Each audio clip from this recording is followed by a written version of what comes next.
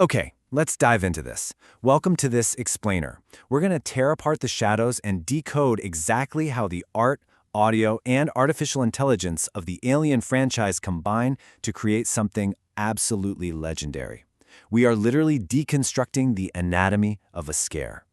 So, what makes a 12-year wait terrifying? Well, to understand the hype, we gotta look at that massive reveal that just dropped at the 2026 Summer Game Fest.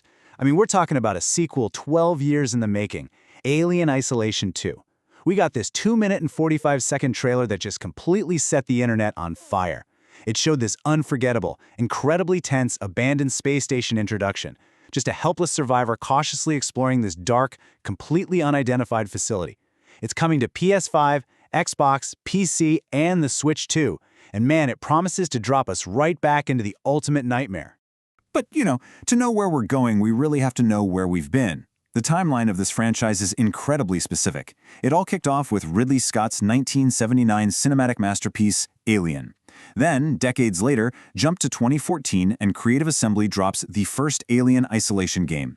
That story threw us onto the Sevastopol space station exactly 15 years after the events of the Nostromo, following Ellen Ripley's daughter, Amanda. And now that timeline leads us straight to this 2026 reveal, keeping that pure survival horror legacy alive. Let's move to and see how this builds. Section 1. Visual Foundation. Geiger's Biomechanical Nightmare. Okay, so every great scare needs a terrifying foundation, right? And for this universe, that bedrock was forged by the late, visionary Swiss artist H.R. Giger. His signature style is known as biomechanical. It's essentially this seamless blending of human anatomy with cold, unyielding machinery. And it's an aesthetic that literally transforms sci-fi horror forever. By merging the organic with the synthetic, Giger made the unnatural feel disgustingly, terrifyingly real. You look at it, and you're just not sure where the machine ends and the flesh begins. In fact, Giger's most famous creation, the Xenomorph itself, was directly inspired by his own painting, Necronomicon 4. That horrifying skeletal design with its semi-transparent dome was so revolutionary that it earned Giger and his special effects team a 1980 Academy Award. It absolutely set the gold standard for the ultimate space predator. Section 2. The Lens. Crafting glitchy CCTV footage. Now, what's really interesting about this slide is how we actually view this monster. Think about the survivor's journey. Creeping through those flickering corridors, we see it through a very specific retro-futuristic lens. The original 2014 game committed hardcore to a 1970s lo-fi aesthetic. We're talking clunky tech, monochrome displays, and that totally distorted VHS tracking on old CRT monitors. But the sequel? It's taking that analog foundation and rendering it with gruesome, hyper-realistic current-gen graphics. The alien itself is going to look far more grotesque and detailed than ever before, even when you're viewing it through a static-filled screen. So how do editors actually craft that terrifying, glitchy CCTV security footage? Well, it's a very deliberate multi-step process in software like Premiere Pro. First up, you apply a harsh black and white grade. You drop the saturation completely to 0 and push the contrast way up to 150. Then, you use an effect called posterized time to artificially drop the frame rate down to a super choppy 4 frames per second. Finally, you generate an on-screen timecode to just make it look incredibly authentic. But look, a perfectly clear security feed isn't scary, is it? It needs to glitch right when you need it most. Editors degrade the footage further using 3 main effects. First, they use a horizontal turbulent displace to warp the image.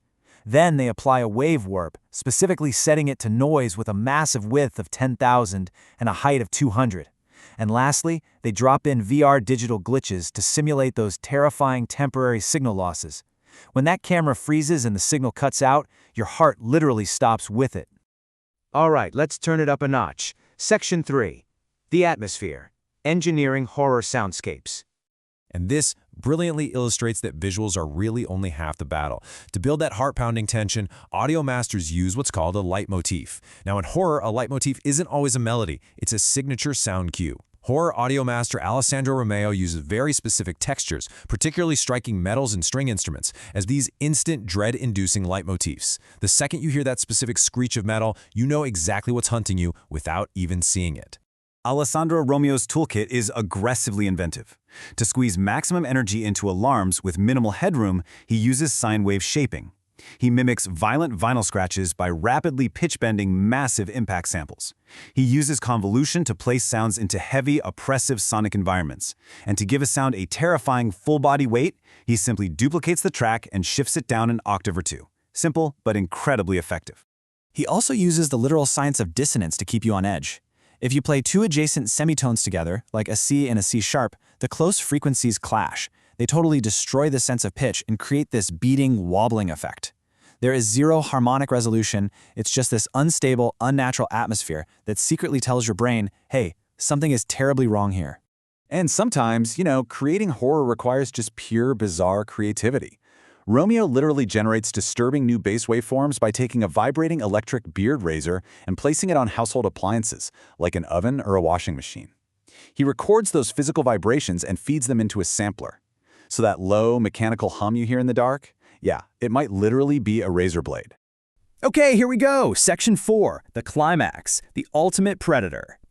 So the crucial point is, imagine combining all of this. The biomechanical arc, the glitchy cameras, the dissonant audio, all of it converges on that absolutely terrifying first appearance of the alien creature.